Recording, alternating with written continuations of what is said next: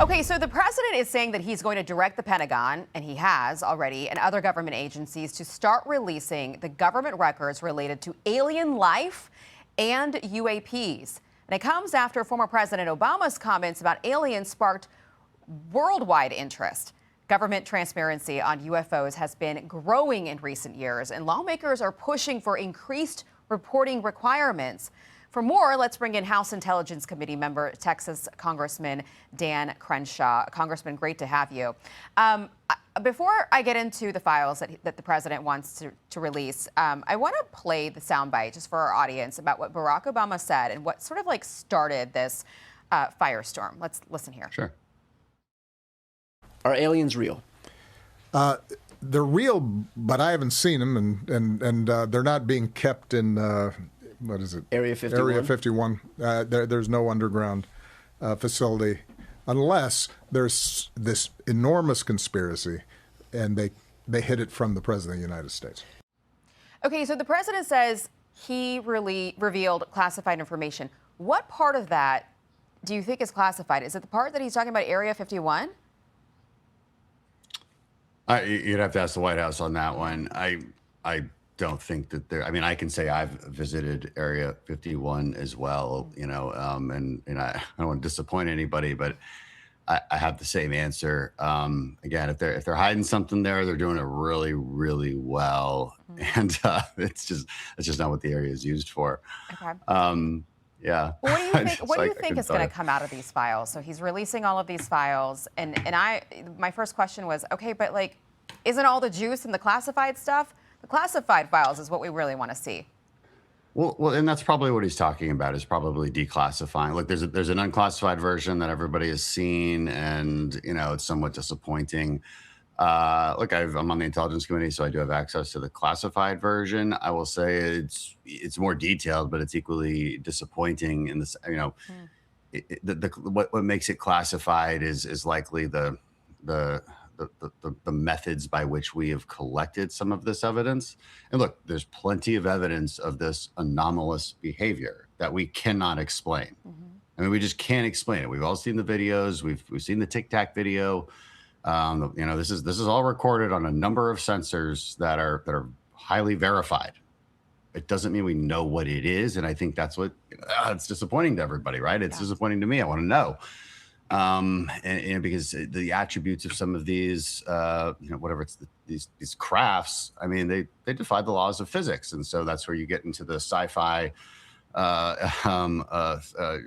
theories about. Gravity manipulation, the ability of some kind of engine that can manipulate gravity, and accelerate it at speeds that would kill somebody normally, but because it cloaks itself in some sort of gravitational bubble, that it actually doesn't kill them. I mean, this is all sci-fi. So, I know it sounds it. insane. It really does, as you're saying it, but it's reality. I mean, this is what our Air Force pilots are seeing out there. So where are you on the spectrum here? Because I feel like more and more lawmakers are starting to, go from, well, this might be technology we have that the government's hiding, another government has, to now this is technology that is non-human. Where are you at in this? I'm open-minded. Because look, I still have to see some hard evidence. And one of the things that I think the public should know is, look, we've seen a lot of these folks. The Age of Disclosure is a really big documentary right now on Netflix. I was on it. I was surprised I was even on it. I don't remember even doing that interview. I didn't know who I was.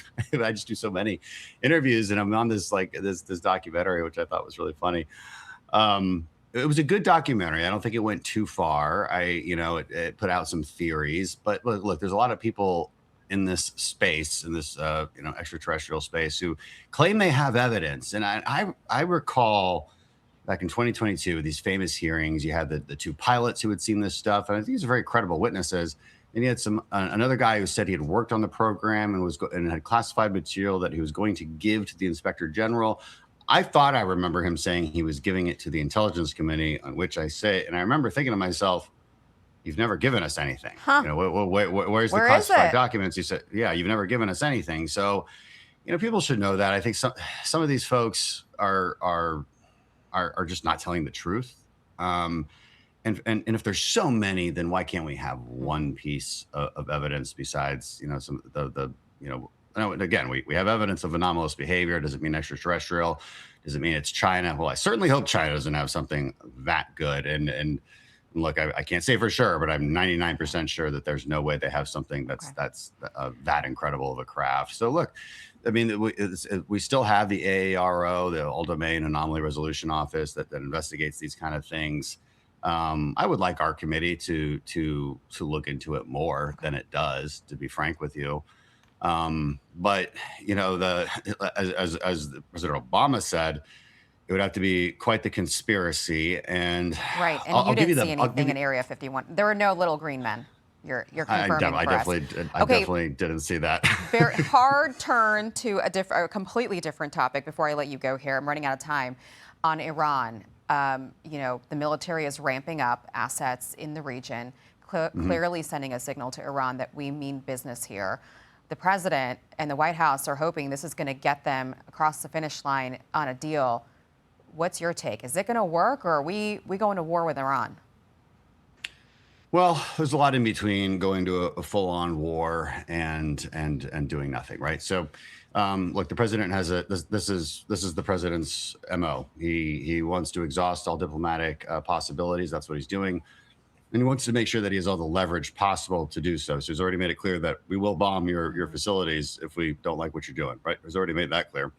After our Operation Midnight Hammer. And he's making it clear now that we have a lot of resources in the region should you choose not to act in the way we want you to act. But the red lines we've set, and we should set those red lines, we should not go past these red lines. Now, to be clear, that's dismantling the nuclear program, no ballistic missiles, and no surrogate warfare, and supporting surrogates throughout the region.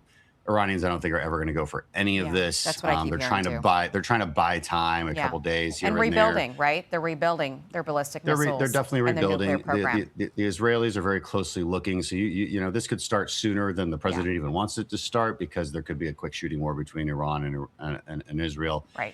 And look, this would be the time to chop the head off the snake. I mean, if you're going to do it, this would be the time. I don't think half measures are worthwhile at this point. Okay. The Iranian people have made it very, very clear back in December that they want a different regime, and they're willing to fight for it if we can just back them up. Okay. Congressman, great to have you on the program. We'll watch and wait and see what the White House does. Thanks for coming on. Hey everyone, I'm Emily Campagno. Catch me and my co-hosts Harris Faulkner and Kaylee McEnany on Outnumbered every weekday at 12 p.m. Eastern, or set your DVR. Also, don't forget to subscribe to the Fox News YouTube page for daily highlights.